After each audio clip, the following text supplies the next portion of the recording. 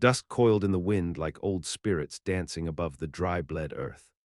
The sun had no pity for that stretch of New Mexico land, not in late August, not for a man like Elijah Vance who'd already lost most things worth naming.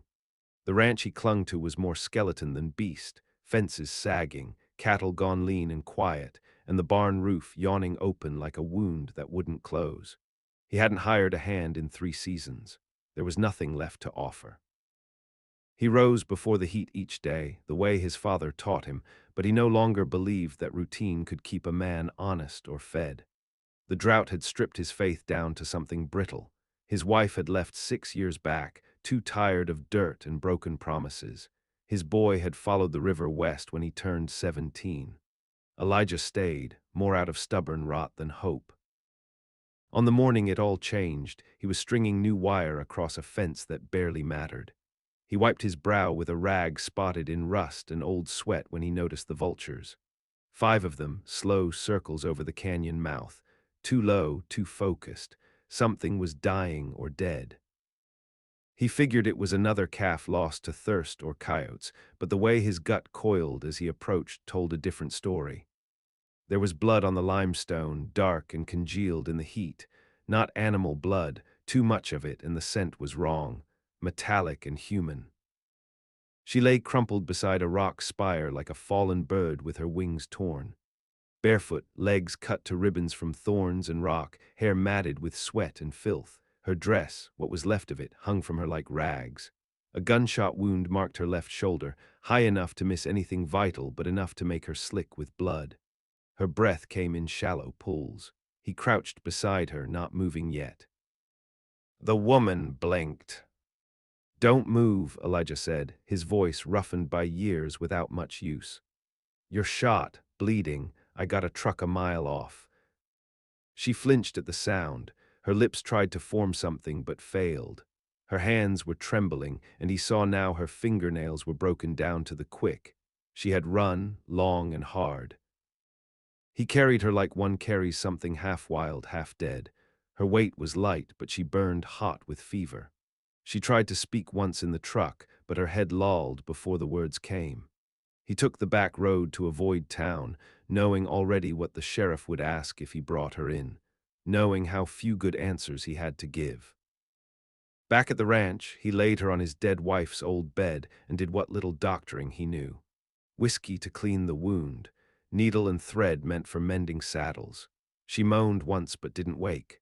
Her body fought, and he watched with the stillness of a man who had long ago accepted things dying around him. Night came with no stars. The wind picked up, dry and mean. Elijah sat on the porch, shotgun across his lap, eyes on the road. Whoever she'd run from might not be done chasing. He didn't know who she was or what had carved that fear into her bones, but he knew what it meant to flee, and he knew what it meant to be hunted. At dawn, she stirred. Her voice cracked like dry timber. "Water." He brought it without speaking, held the tin cup to her lips, and watched her drink in slow, careful swallows. "You shouldn't have found me," she said, eyes meeting his for the first time. There was defiance in them like a trapped animal. She wasn't asking for pity. "Didn't go looking," he replied. "You got a name." She hesitated. "Marisol." He nodded once, no use pressing yet. Let the words come when they were ready. Like cattle, you don't spook too soon. She slept again. He sat by the door, waiting. That afternoon he found a boot print out by the lower creek. Heavy, not his, fresh, too fresh to ignore. He wiped it away with his boot heel and listened.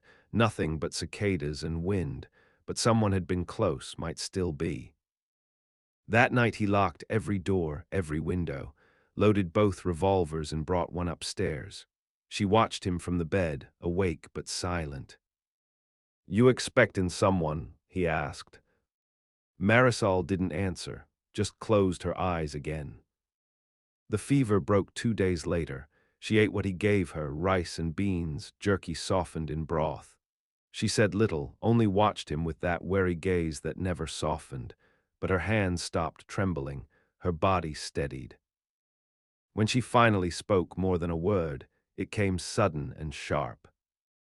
He'll come, she said, staring out the window. The man who did this. Who? Name's Albie Mears. Used to run horses out near Uvalde. Now he trades in things worse than that.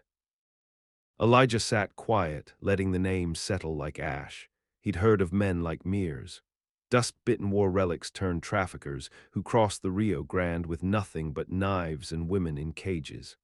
Law didn't touch men like that, not in places like this. You his wife? No, she said, jaw set hard. I was cargo. The silence after that was thick. Elijah stood, stepped out onto the porch, and spat into the dirt. Rage had a smell, and it stung the back of his throat. He'd buried too many things in this place, livestock, dreams, a marriage, but something about this woman wouldn't bury easy. That night he brought the old colt from the barn, cleaned it with oil and cloth, laid it on the table where she could see. If he comes, Elijah said, he don't leave. She looked at the gun, then at him, and nodded. By the end of the second week, Marisol was walking. Not far, not fast, but enough to prove she meant to stay standing. She moved like someone who remembered pain too well, but had decided to walk through it anyway. Elijah noticed how quiet she was about it. No complaints, no whimpers. She only gritted her teeth and kept going, one step at a time. She started helping around the house. Sweeping dust from corners Elijah hadn't looked at in years, washing tin plates that had stacked too long in the sink. Once she found a photo on the mantel, his son, maybe 16 in the picture, all collarbone and rage. She didn't ask, he didn't offer. That was the nature of their peace. Nothing was forced, but nothing went unnoticed. The tracks returned on the fifth day, 2 sets now, one boot, one with a drag like a man walking with a limp. Elijah spotted them near the creek bed again, this time closer to the barn. He didn't wipe them away this time. Just stood there a long while, his jaw clenched so tight he tasted blood. He rode into town that afternoon, told Marisol to keep the door bolted, left her the smaller revolver. In Hollow Bend, things hadn't changed. Same 10 buildings choking on sun and old sins. The sheriff was asleep on the porch of the jailhouse, hat pulled low. Elijah didn't stop to wake him. Men like Sheriff Greeley didn't concern themselves with women like Marisol, not unless someone paid them to. Instead, Elijah headed for the feed store. Sam Cutter ran it, an old friend from a life when Elijah still believed in friendships. Sam didn't smile when he saw him, but he nodded and lit a cigarette. You look like hell, Sam said. Been worse. What brings you in? You ever hear of a man named Albie Mears? The silence that followed said enough. Sam glanced out the window. What's he got to do with you? He's common for someone I got under my roof. I need to know how close he is. Sam shifted, lowered his voice. Word is he's got a camp 20 miles south, near some old mining shaft. Been running a ring out of there, girls mostly. Some locals went missing last month. No one's saying his name out loud, but we know who it is. You ever seen him? Once, 2 years ago, bastards like a rattler in boots. Never talks unless he's got your throat in his hand. And he's got men, mean ones, don't scare easy. Elijah left with more than feed. Took shells, salt, a coil of wire, and a new axe, paid in cash. Sam didn't ask questions. Men like Elijah weren't built for the law. They were built for silence, long rides, and making things right in their own way. Back at the ranch, Marisol was in the barn. Elijah didn't like that. You shouldn't be out here alone, he said, walking in. She was fixing the old bridle, hands steady, mouth set. I heard a coyote, took the small gun with me, wasn't close. You need to stay inside. I've stayed inside my whole life, she said. He didn't have an answer for that. That night she told him more, not everything, but enough. I was in a truck with 4 others, she said. All girls, young, one was maybe 11. Mears brought us in from Juarez, promised a job to one, threatened the rest. We were supposed to go to Las Cruces. I jumped when the driver slowed near a ravine. Elijah didn't interrupt. They shot me, left me for dead, figured the heat would finish the job. Did the others survive? She shook her head once, jaw clenched hard. He poured her another glass of whiskey. Later, he sat out on the porch while the wind kicked up dust devils across the plains. His land had always been quiet, but now it felt watched. The cattle were restless. The dog barked at nothing and wouldn't stop. He ran wire around the property, a crude alarm made from tin cups and bells. Loaded the rifle. Moved Marisol to the root cellar, deeper and cooler than upstairs. Safer.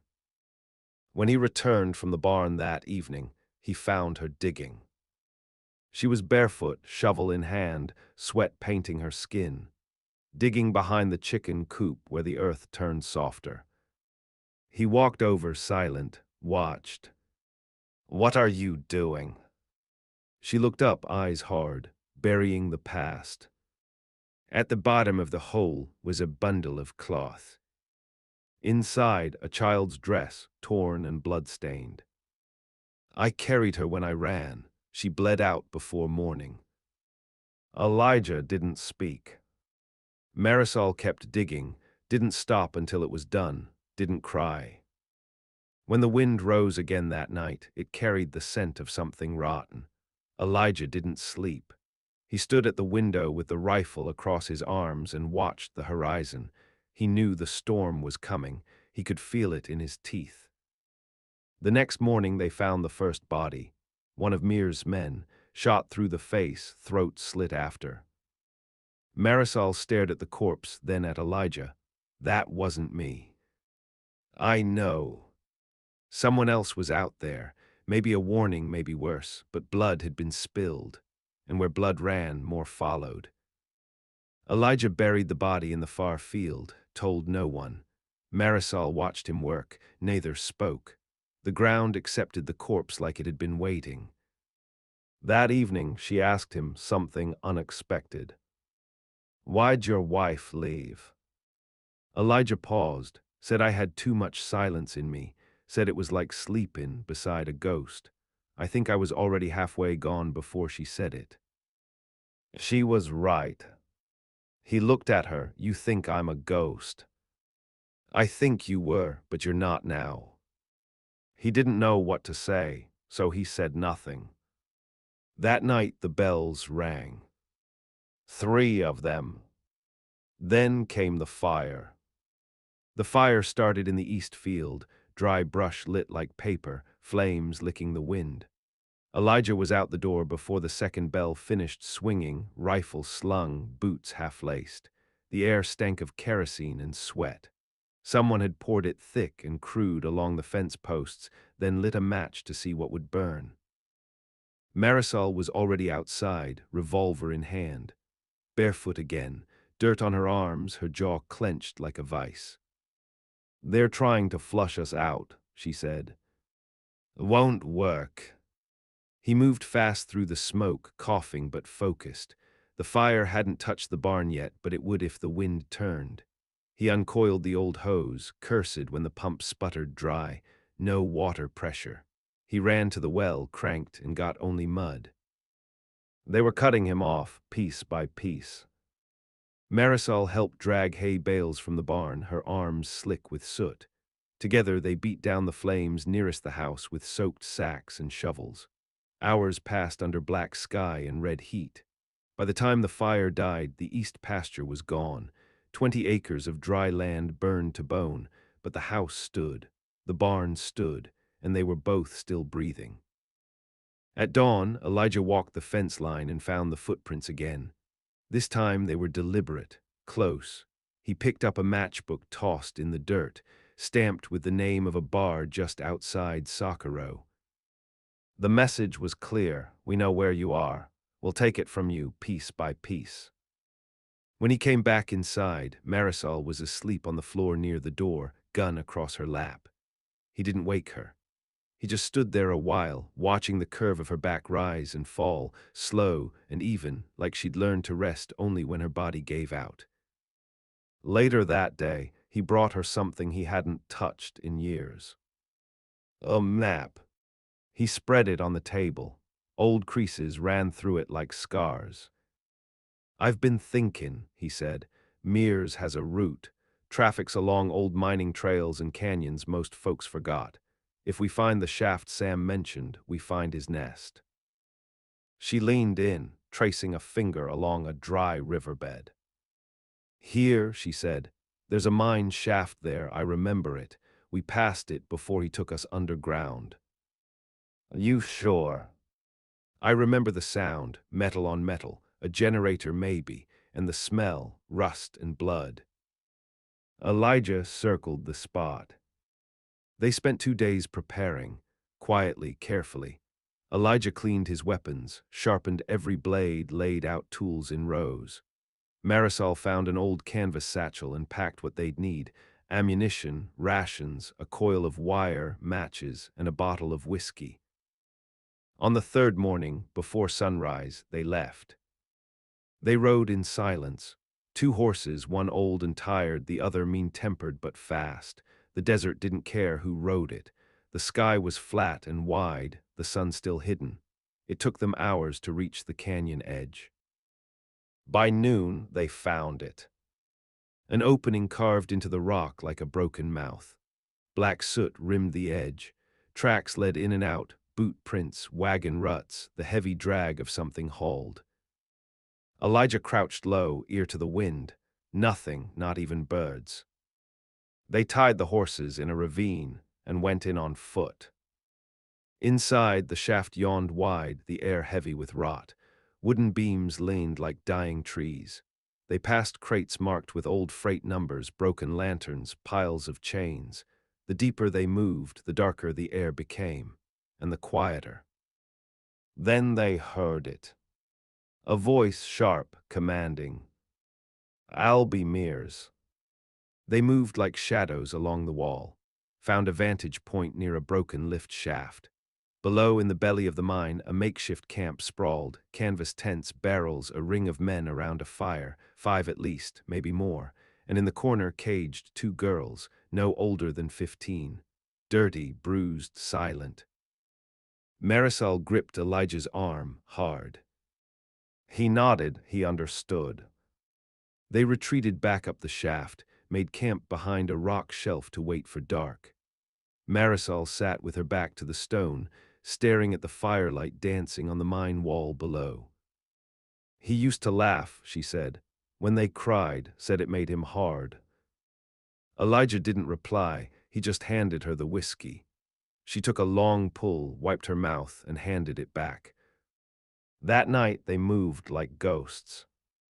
Elijah took the outer perimeter, silently slit the throat of a guard who had wandered off to piss. Marisol crept to the cage, used a hairpin to pick the lock, silent, focused. The girls didn't scream. They didn't ask questions. They followed her like shadows. The firelight snapped when Elijah stepped into camp. Mears stood drunk, laughing, then stopped laughing. "Elijah Vance," he said, recognizing him, "didn't figure you for a hero." "Not here for saving," Elijah said, leveling the rifle. "Here for reckoning." Mears didn't reach for his gun. He went for the girl beside him. Marisol moved first. She fired once. The shot hit Mears in the leg. He fell, howling. Elijah stepped forward, shot the nearest man through the gut. Chaos erupted. 3 more tried to scatter. Elijah dropped one. Marisol winged another. Mears crawled through the dirt, leaving a trail of blood.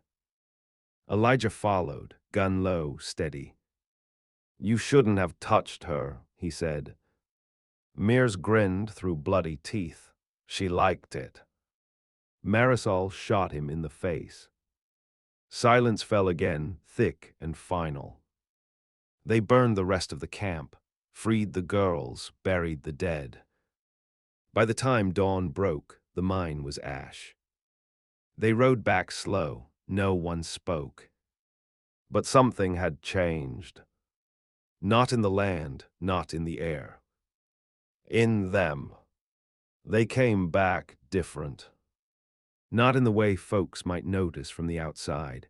Elijah still walked with his shoulders hunched against the wind, hat low, jaw set. Marisol still moved like something half feral, always watching, always quiet. But something deep had shifted between them. The kind of shift that doesn't make sound but changes the shape of a house, the tilt of a life. The girls didn't speak much. They stayed for a week, slept in the loft above the barn, never asking for more than bread, water, and silence. When a passing freight truck came through Hollow Bend, Elijah paid the driver in bullets and a saddle blanket to take them north, where a cousin of Marisol's worked in a church shelter. No names were exchanged, just nods. The girls climbed in and didn't look back. After that, the ranch was quiet again, but not dead. Marisol started tending to the east field, burned out and blackened, but she believed it could still grow. She found an old till in the shed, rusted to hell, and spent 3 days filing it back to use. Elijah watched her from the porch, pipe in hand, and wondered what kind of woman stared down ash and saw roots. Sometimes she whistled when she worked. He hadn't heard music on the ranch in over a decade. Elijah spent his time rebuilding the fences, not because he believed the cattle would come back, but because fixing something, anything, had become a form of prayer. The wire bit his hands, the sun blistered his neck, but the rhythm steadied him. Fence post, hammer, nail, again, again. One evening she cooked. Not beans or bread, but a stew thick with cumin and heat, something old and southern. Elijah ate 2 bowls before saying a word. "This place was dying before you came," he said. "It still is," she replied, "but not without fight." That night the rain came, soft at first, then heavy. The roof leaked in 3 spots, and they put out pots to catch it. Marisol laughed once when the wind blew the door open and soaked her hair. Elijah just watched her, watched the way her face had changed since the canyon. Less hollow now, still hard but rooted. 2 days later, a letter came. It was nailed to the gate. No stamp, no name. Just a torn scrap of parchment, weathered and wet. "You took what belonged to me." Elijah burned it without a word, then oiled the guns again. He didn't tell Marisol until morning. She didn't look surprised. "Albie was just the tip," she said. "He worked under a man, bigger operation. I heard the name once, Devlin. He never showed his face, only moved money and orders. Albie took girls across state lines. Devlin sold them to places we don't talk about." "You sure?" "I remember things when I sleep," she said. "Sometimes I wish I didn't." Elijah stared at the horizon a long time. They could have run, could have packed what they had, left Hollow Bend behind, changed their names, buried themselves in the noise of a bigger world. But neither of them had the heart for flight, not anymore. There was a line in the dirt now, and Devlin had stepped over it. So they rode again. Not south this time, east. Through ghost towns and shale cliffs, trading whispers for directions. Every man who'd known Albie had heard Devlin's name, but no one said it loud. Elijah saw fear in their eyes, the same kind that kept folks from looking too long into the dark. They followed the trail to a man named Cobb. Cobb ran a dogfight ring in Carlsbad and owed Devlin more than blood. He lived in a shack behind the train yard, surrounded by rusted cages and the stench of loss. When Elijah knocked, Cobb opened the door with a shotgun. Marisol stepped in front of the barrel. "You knew Albie," she said. "We know what he did. Now we want the one above him." Cobb sneered. "Don't know what you're talking about." Elijah raised the rifle and shot the lock off the nearest cage. The dogs, 2 starved mutts with broken ears, snarled free and ran into the night. "I wasn't asking," Elijah said. Cobb broke easy after that. Said Devlin kept a house in the high desert past El Capitan, an old mission converted into a stronghold. Guards, high walls, buried wire. No law dared go near, but the real horror wasn't the place. It was what lay under it. Tunnels holding cells, bones. "Why you want him?" Cobb asked, shivering. Marisol's voice was low, cold. "To make sure no more girls end up in fire." They left Cobb bleeding but alive. A warning. The ride to the high desert took 4 days. No towns. No maps. Just rock and heat, and an old vengeance rising like smoke. At night, they camped under the stars. She asked him once why he didn't leave her behind. "I could have," he said, "but then I'd still be rotting in that house." She looked at him like she understood. Maybe she did. When they reached the old mission, it loomed like a cathedral built from bones.